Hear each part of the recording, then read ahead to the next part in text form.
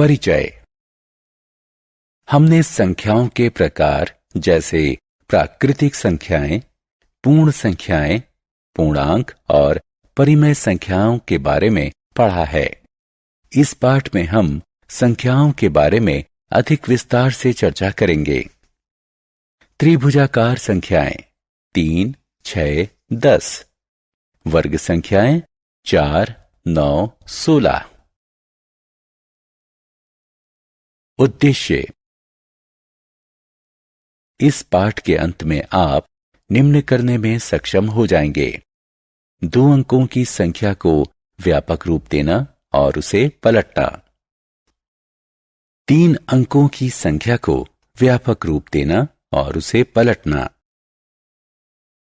व्यापक रूप में लिखी संख्याओं की पहेली को सुलझाना।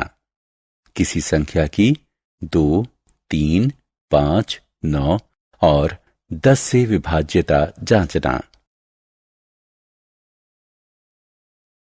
व्यापक रूप में संख्याएं। आइए एक संख्या 32 लें और उसे इस रूप में लिखें। इसी प्रकार सामान्यतः 2 अंकों a और b से बनी कोई भी 2 अंकों की संख्या a b निम्न रूप में लिखी जा सकती है। आइए एक संख्या 423 लें। यह 3 अंकों की संख्या है। इसे निम्न रूप में लिखा जा सकता है। सामान्यतः 3 अंकों की संख्या a b c निम्न रूप में लिखी जा सकती है।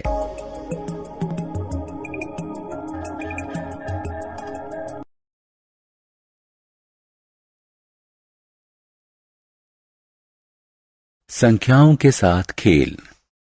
अंकों का पलटना। 2 अंकों वाली संख्या। सामान्यतः b2 जमा 8a बराबर 177। यदि हम दोनों संख्याओं का योग करें तो हमें प्राप्त होता है 177। प्राप्त योग सदैव 11 का गुणज है।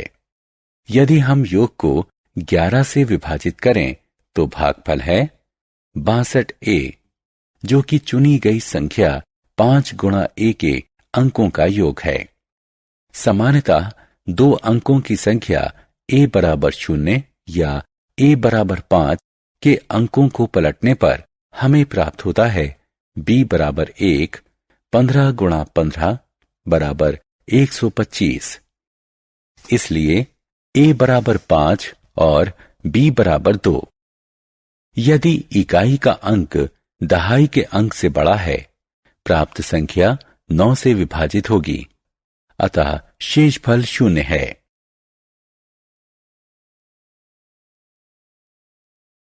अंकों का पलटना। 3 अंकों की संख्या। इन संख्याओं का प्रयोग 2 अन्य 3 अंकों की संख्या बनाने के लिए कीजिए। यदि आप ABC को संख्या के रूप में चुनते हैं तो अगली संख्या होगी CAB। इकाई स्थानांक सैकड़ा के स्थान पर चला गया। अन्य संख्या होगी BCA। यहां दहाई स्थान का अंक सैकड़ा के स्थान पर चला गया। इनका योग करके 37 से विभाजित कीजिए। कोई शेष फल नहीं बचता।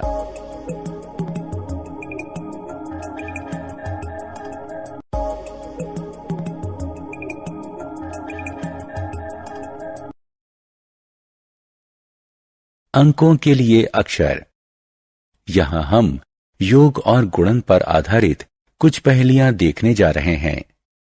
एक अंक गणितीय प्रश्न के अंक के स्थान पर अक्षर होते हैं तथा समस्या ये ज्ञात करने की है कि कौन सा अक्षर किस अंक को निरूपित करता है।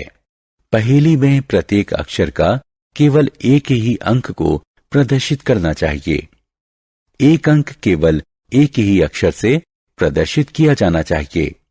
एक संख्या का पहला अंक 0 नहीं हो सकता। इस प्रकार हम संख्या 65 को 065 या 0065 न लिखकर 65 लिखते हैं। उदाहरण, निम्न योग में a ज्ञात कीजिए। पहले स्तंभ में a-5 से हमें 3 प्राप्त होता है। यह वो संख्या है जिसका इकाई अंक 3 है। ऐसा होने के लिए 1 का अंक 8 होना चाहिए।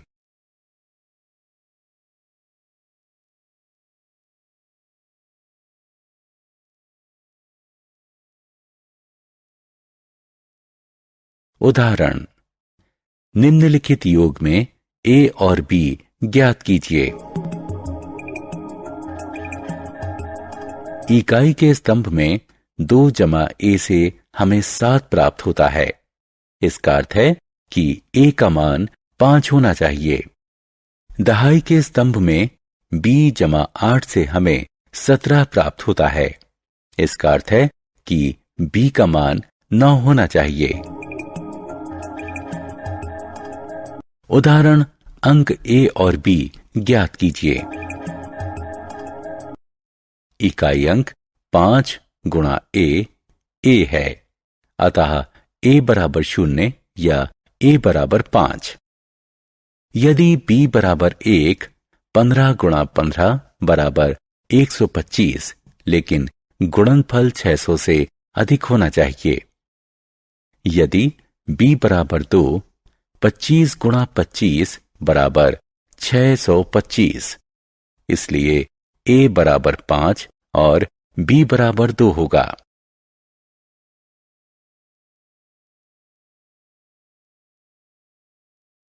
दस द्वारा विभाज्यता। 10 के गुणजों पर विचार कीजिए। ये हैं 10, 20, 30, 40। 10 के अगुणज ये हैं 23, 31, 42, 55, 69 इत्यादि। यदि किसी संख्या का इकाई अंक 0 हो तो वह संख्या 10 का गुणज होती है।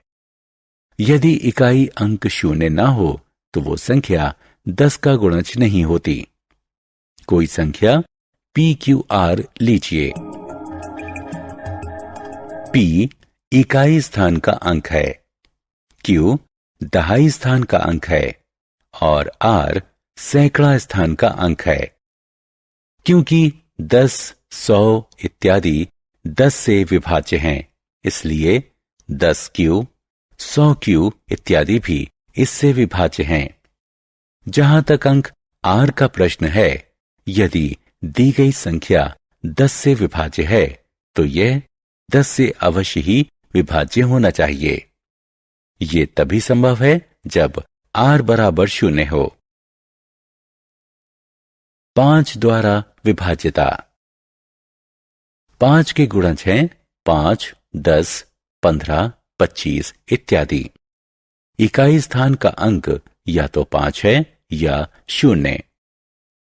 यदि किसी संख्या का इकाई अंक 5 या 0 है तो वो 5 से विभाज्य होगी। आइए इस नियम की व्याख्या करें। किसी भी संख्या PQR को इस रूप में लिखा जा सकता है। क्योंकि 10, 100 10 से विभाज्य है, इसलिए 10Q, 100Q इत्यादि भी इससे विभाज्य हैं, जो कि 5 से विभाज्य हैं, क्योंकि 10 बराबर 2 गुणा 5 होता है।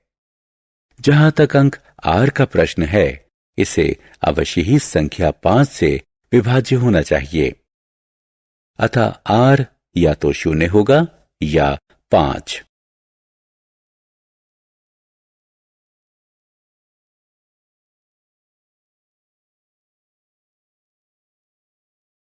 दो द्वारा विभाज्यता। 2, 4, 6, 8, 10, 12, 14, 16, 18, 20, 22 इत्यादि सम संख्याएं हैं। 3, 5, 7, 9, 11, 13, 15, 17, 19, 21 इत्यादि विषम संख्याएं हैं। कोई भी प्राकृतिक संख्या सम होती है यदि उसका इकाई अंक 2, 4, 6, 8 या 0 हो। कोई संख्या विषम होती है यदि इकाई अंक 1, 3, 5, 7 या 9 हो। यदि इकाई अंक 0, 2, 4, 6 या 8 हो तो ये 2 से विभाज्य होता है। कोई संख्या PQR 100P जमा 10Q जमा R रूप में लिखी जा सकती है। 100P 10Q 2 से विभाज्य है क्योंकि 100 और 10 2 से विभाज्य हैं। जहां तक अंक R की बात है, यदि संख्या 2 द्वारा विभाज्य है तो इसे भी 2 द्वारा विभाज्य होना चाहिए। इसलिए R को 0, 2, 4, 6 या 8 होना चाहिए क्योंकि तभी यह संख्या 2 द्वारा विभाज्य होगी। 9 और 3 द्वारा विभाज्यता। 10, 5 और 2 द्वारा विभाज्यता में हमने केवल इकाई अंक का प्रयोग किया। हमें अन्य अंकों की चिंता नहीं थी। विभाज्यता की जांच केवल इकाई अंक से होती है। 9 द्वारा विभाज्यता की जांच करने के लिए आइए एक संख्या 2689 लें।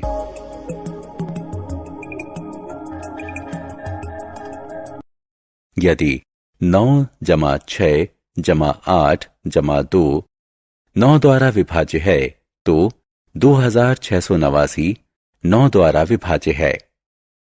कोई संख्या n 9 द्वारा विभाज्य होती है यदि उसके अंकों का योग 9 से विभाज्य होता है, अन्यथा ये 9 से विभाज्य नहीं होती।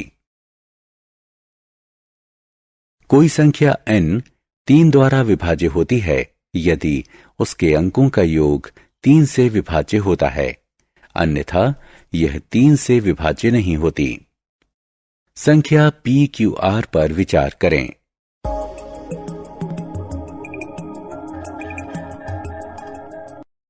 नौ या 3 से विभाज्यता संभव है यदि A जमा B जमा C 9 या 3 से विभाज्य है।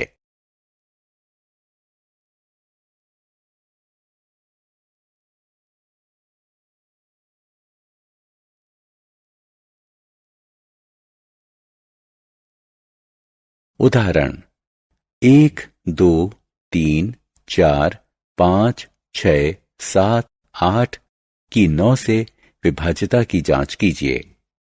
हल। अंकों का योग है 1 जमा 2 जमा 3 जमा 4 जमा 5 जमा 6 जमा 7 जमा 8 बराबर 36। ये संख्या 9 से विभाज्य है, इसलिए 1, 2, 3, 4, 5, 6, 7, 8 भी 9 से विभाज्य है।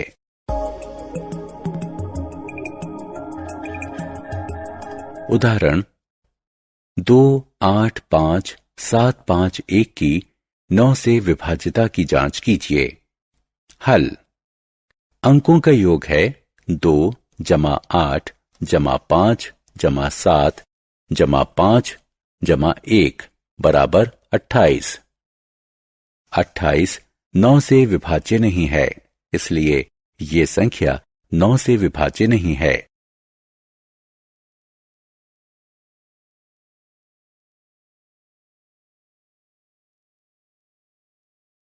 सारांश। आइए हमने जो कुछ सीखा है उसे संक्षेप में दोहराएं। संख्याओं को व्यापक रूप में लिखा जा सकता है। 2 अंकों की संख्या को निम्न प्रकार लिखा जा सकता है। 3 अंकों की संख्या को निम्न प्रकार लिखा जा सकता है।